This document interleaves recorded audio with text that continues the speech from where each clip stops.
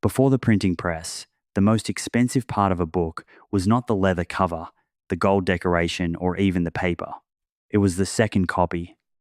If one person wanted a book, a scribe copied every word. If 100 people wanted it, the same work had to be repeated 100 times.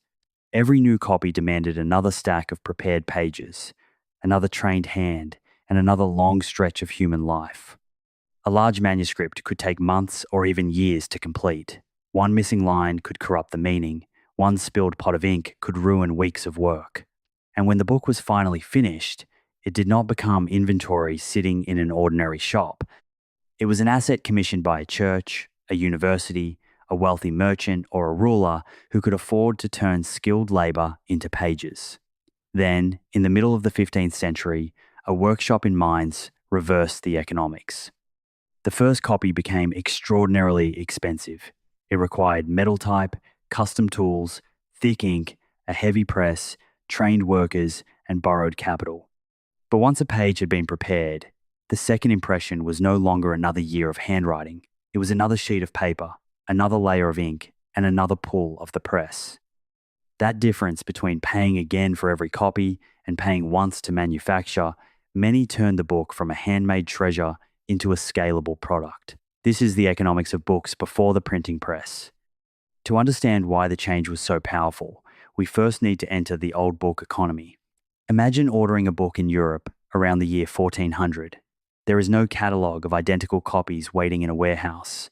You begin with a text worth copying. That text must be borrowed, rented, or supplied by the customer. The new book is then assembled through a chain of occupations whose work will be consumed in a single, finished object. The first cost is the writing surface. For much of medieval Europe, important books were written on parchment, sheep, goat, or calf skin that had been soaked, stretched, scraped, and dried until it could accept ink. A very large Bible could consume the skins of scores, sometimes well over 100 animals. A book began in a pasture, and significant value had been spent before a single word appeared. Paper offered a cheaper surface.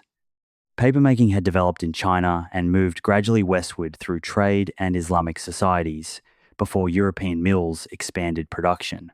European paper was commonly made from linen and hemp rags. Its growth mattered almost as much as the press itself. A machine capable of multiplying words was commercially limited if every sheet remained an expensive animal product. But before printing, cheaper paper did not eliminate the central bottleneck. Someone still had to copy the text. A professional scribe needed literacy, steady handwriting, and the ability to work for hours without allowing the lines to drift. Pages were ruled in advance, spaces were left for decoration, and every word was copied from an exemplar. Mistakes were scraped away or corrected in the margin. An error in the source could enter the new copy, and a skipped phrase could remove an entire passage. Every manuscript was both a copy and a new version. Once the text was complete, other specialists could enter. A rubricator added headings and important marks in red. An illuminator painted initials, scenes, and borders, sometimes using gold leaf. Gatherings of folded sheets were arranged in order, sewn onto supports and protected between wooden boards covered with leather. Clasps held the volume shut because parchment could react to humidity and distort. The object we casually call one book was really a bundle of trades. The customer controlled the expense. A scholar might buy a plain working copy on paper. A wealthy patron could demand vellum, gold, elaborate miniatures, and a costly binding. A school text was not comparable to an illuminated Bible, yet manual labor remained a large part of the price in almost every class. The market also faced a basic coordination problem. Who would pay a scribe to make a book before a buyer had been found? Because each copy absorbed so much labor, producing speculative inventory was dangerous. Many manuscripts were made to order. The customer requested a known work, agreed on materials and decoration, and financed production. This reduced the seller's risk but kept the market slow. Books therefore gathered where institutions could support them. Monasteries preserved and copied religious works. Cathedrals needed liturgical books. Royal and aristocratic courts commissioned prestigious volumes. Universities created concentrated demand for theology, law, medicine, philosophy, and grammar. As universities grew, the old system became more organized. In some university towns, stationers maintained approved master copies. Under the Pisha system, a text could be divided into separate sections and rented to several scribes at the same time. Instead of one copyist working from the first page to the last, multiple people could reproduce different portions in parallel. It was an intelligent solution because it increased throughput without changing the basic technology. But it still had a hard limit. 10 scribes could make books faster than one scribe, yet they also required 10 sets of skilled hands. Output rose roughly with labor. The cost of the next copy did not collapse. That scarcity shaped how books were used. A private library of a few dozen volumes could represent enormous wealth. Institutional books were stored in chests or attached to desks with chains, not because every reader was a thief, but because one missing volume might be difficult and expensive to replace. Many people encountered texts by hearing them read aloud.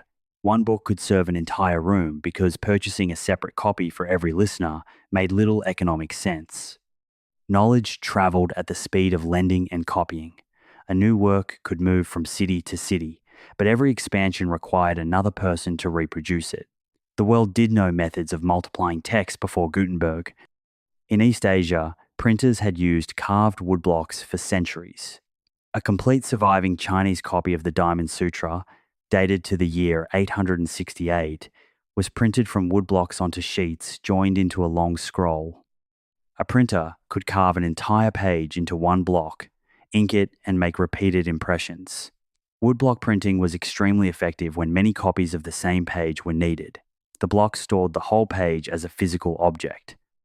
But changing the text meant carving a different block, and storing a large library of pages required space and material. Movable type also existed long before Gutenberg's Bible. Chinese inventor Bai Sheng used movable ceramic type in the 11th century, and Korean printers developed cast metal movable type.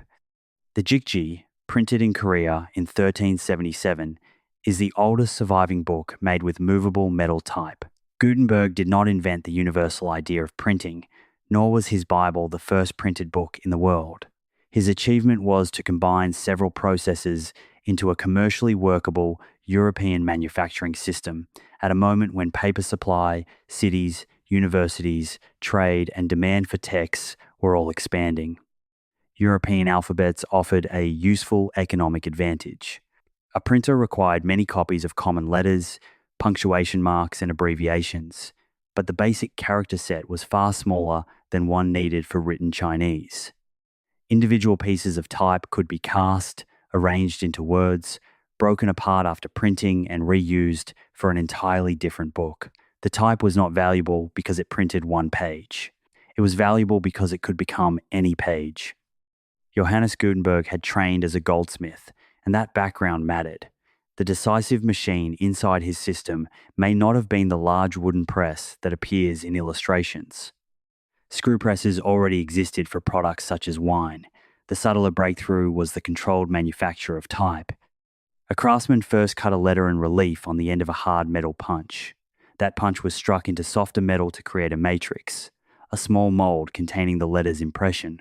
The matrix could then be fitted into an adjustable hand mold and filled with molten alloy, producing many pieces of type with the same letter face and a standardized body. The process turned writing into interchangeable parts. Each piece had to meet the paper evenly, and the alloy needed to fill fine details, cool quickly, and survive repeated pressure. Cutting the punch demanded skill, but once a good matrix existed, the workshop could cast the letter again and again. The costly design was preserved in a reusable tool. Metal type also required a thick, tacky ink rather than the watery ink of scribes. Workers applied it to the raised letters with padded leather ink balls. Then there was the press.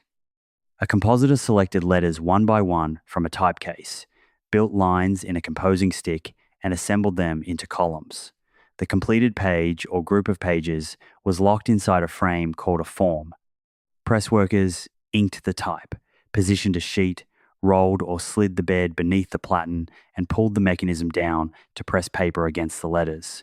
The sheet was removed, another took its place, and the cycle repeated. It was faster than copying by hand, but it was not effortless. Every letter still had to be selected.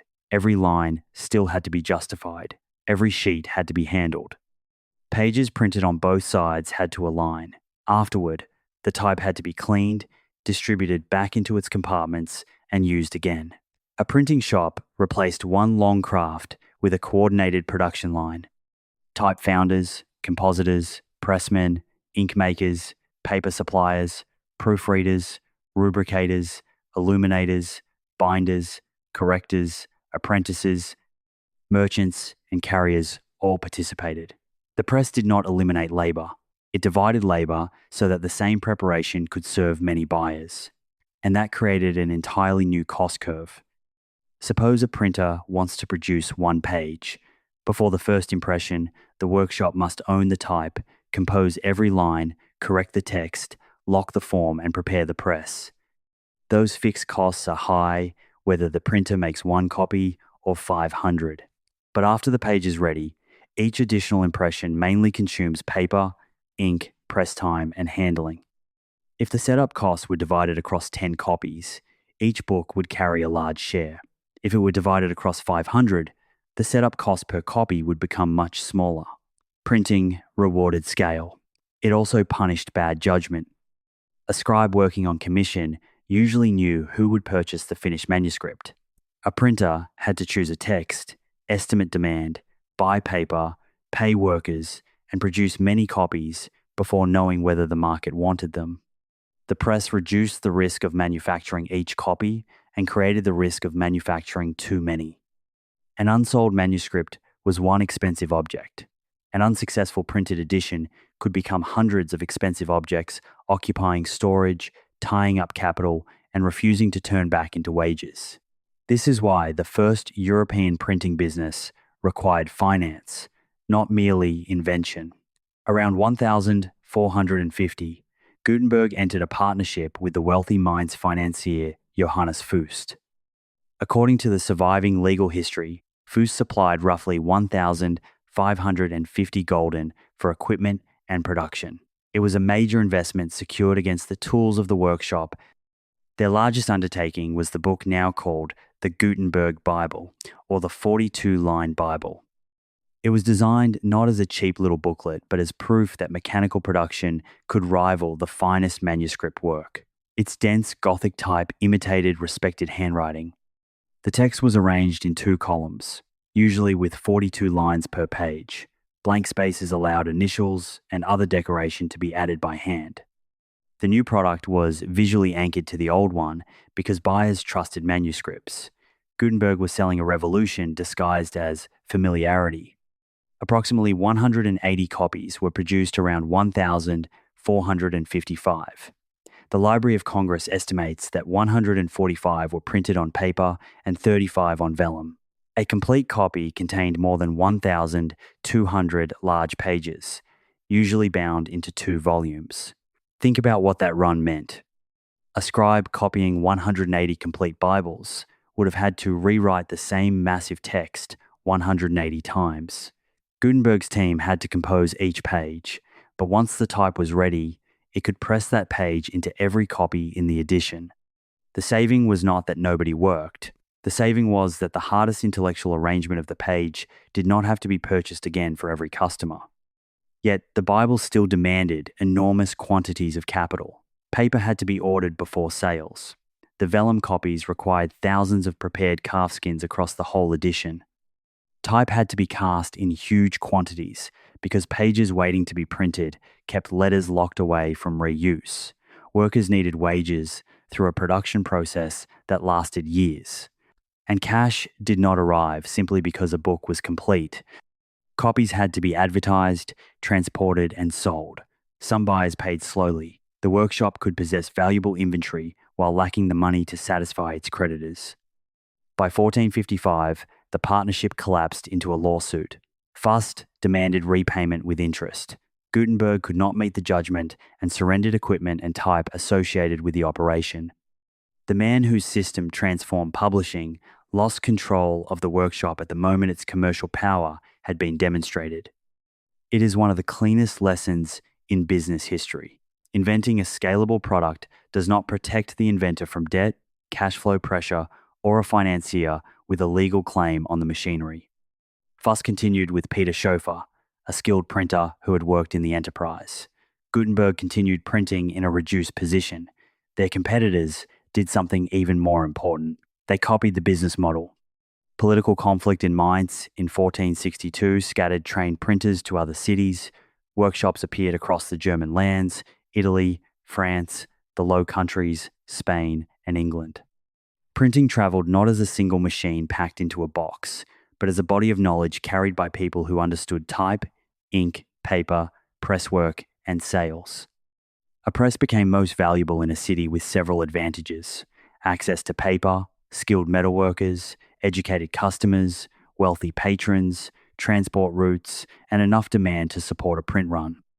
Universities were natural markets. So were administrative centres and commercial cities.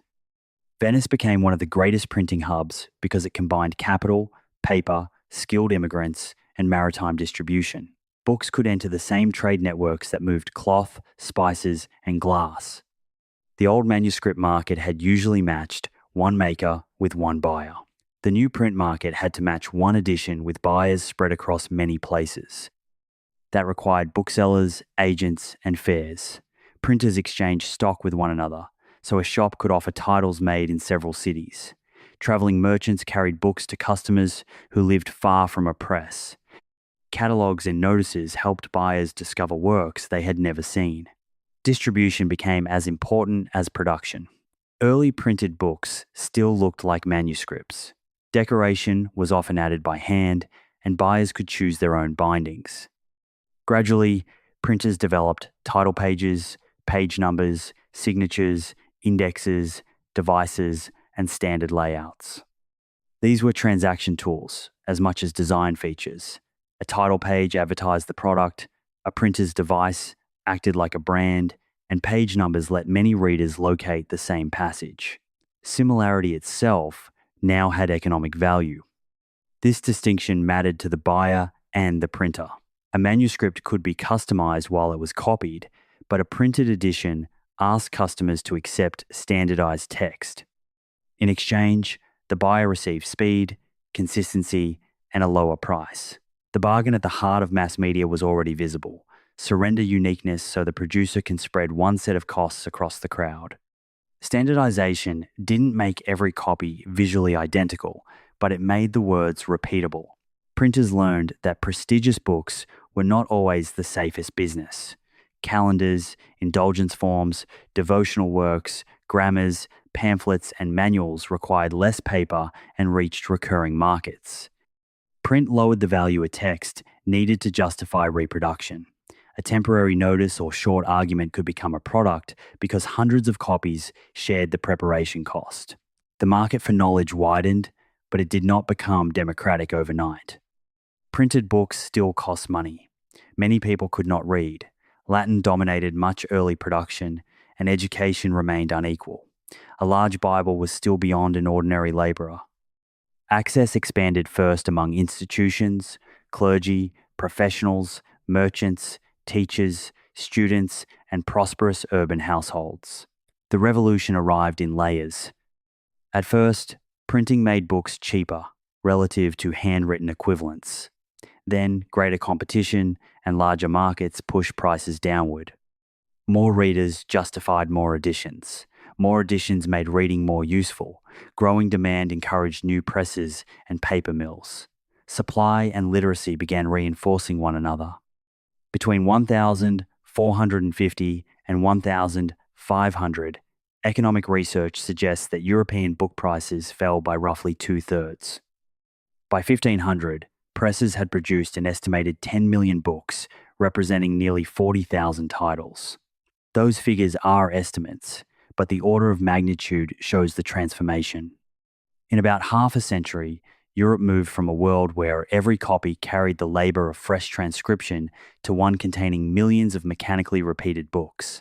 The change did not simply make existing readers buy more Bibles. It encouraged printers to search for markets, They issued works in vernacular languages for customers who did not read Latin. They printed classical authors, romances, medical guides, legal handbooks, and textbooks. Publishers tested formats and prices. Smaller books reduced paper use and made stock easier to carry. By the early 16th century, printers such as Aldus Manutius in Venice were selling compact editions designed for personal handling rather than permanent display on a lectern. The book was becoming portable private property. That altered the social meaning of reading. A manuscript often belonged to an institution and stayed in a controlled place. A printed book could travel in a merchant's chest, sit in a student's room, or pass secretly between readers. Authorities recognized the danger.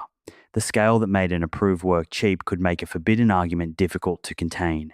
Licensing, censorship, and printing privileges developed alongside the industry. Control moved from guarding a few copies to policing workshops and distribution networks. Printers also faced imitation. A rival could copy a successful edition without bearing all the original cost of acquiring and editing the text. Privileges offered limited protection, but publishing remained a gamble made before demand was known. The labor market shifted too. Printing reduced some copying work, but created jobs for compositors, pressmen, correctors, type founders, engravers, binders, booksellers, and carriers. Productivity did not eliminate human effort. It moved effort toward new bottlenecks. Before the press, the bottleneck was transcription. After it, the bottlenecks were capital, paper, distribution, demand, and permission. The economic consequences reached beyond publishing. Printed diagrams, tables, and forms could be reproduced consistently. Distant scholars could examine the same work, circulate criticism, and answer in later editions. Falsehoods and propaganda became cheaper too. The press lowered the cost of multiplying information, not the cost of judging it. Cities that adopted printing early gained more than workshops selling books. They attracted skilled workers, scholars, and merchants. One influential economic study found that European cities with presses by the end of the 15th century grew about 60% faster between 1,500 and 1,600 than otherwise comparable cities. That does not mean a press mechanically created a city's prosperity. It means the information business produced spillovers. Ideas traveled, commercial knowledge spread, and skilled people clustered around a new industry. The real product was no longer only the book. It was cheaper coordination. A printed price list coordinated buyers and sellers, a legal text coordinated courts, a grammar coordinated teachers and pupils, a map coordinated travelers. A religious tract coordinated believers who might never meet. The same words could instruct thousands of people without the author standing in front of them. That was the hidden source of the press's power. It separated communication from the time of the communicator. A scribe could spend a day creating one day's worth of pages. A press crew could spend its day producing copies that would speak for years in dozens of cities. The original author might be dead. The printer might never meet the reader, yet the standardized object carried the same arrangement of ideas between them. The manuscript economy had treated each copy as a project. The printing economy treated an edition as an investment. That change transformed the calculation behind knowledge. The important question was no longer only who will pay to have this book copied. It became how many people might buy this if the price falls far enough. Once publishers began asking that question, new audiences became economically visible. Students who could not commission manuscripts might purchase modest printed texts. Clergy with limited means could build working libraries. Merchants could own reference books. Readers could demand entertainment as well as sacred and professional works. Writers could imagine strangers as a market. The price of a book did not fall because paper, ink, or labor became worthless. It fell because one act of preparation could be sold many times. The same logic later shaped newspapers, recorded music, cinema, software, and digital media. The first finished version is costly. Reproduction changes the business. Gutenberg's workshop was an early factory for information, built around heavy upfront expense, cheaper additional copies, uncertain demand, and the hope that a successful title would pay for failures. The printing press did not end the age of beautiful handmade books.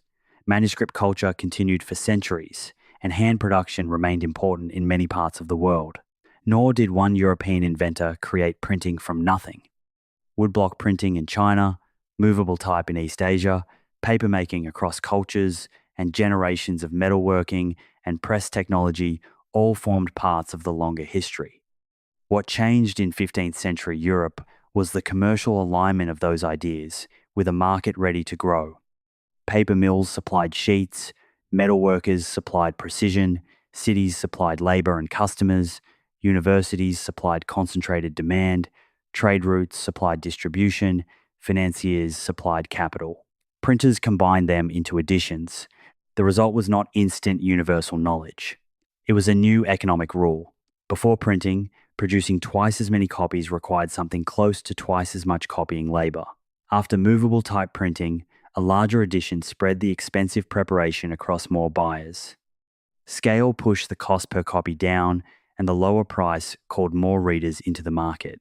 Books stopped being rare because people suddenly valued them more. They became abundant because the method of paying for them changed. For centuries, every copy had been a new object made word by word. Its price represented animal skin or paper, ink, binding, decoration, and, above all, a person's time. The owner did not simply possess a text. The owner possessed months of captured labor.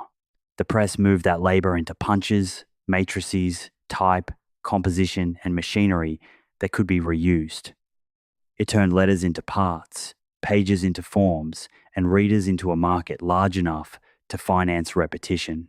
The greatest breakthrough was not that a press could push ink onto paper. It was that one arrangement of human thought could be paid for once and sold hundreds of times. Before the printing press, knowledge traveled by being rewritten. After it, knowledge could be manufactured. That was the economics of books before the printing press.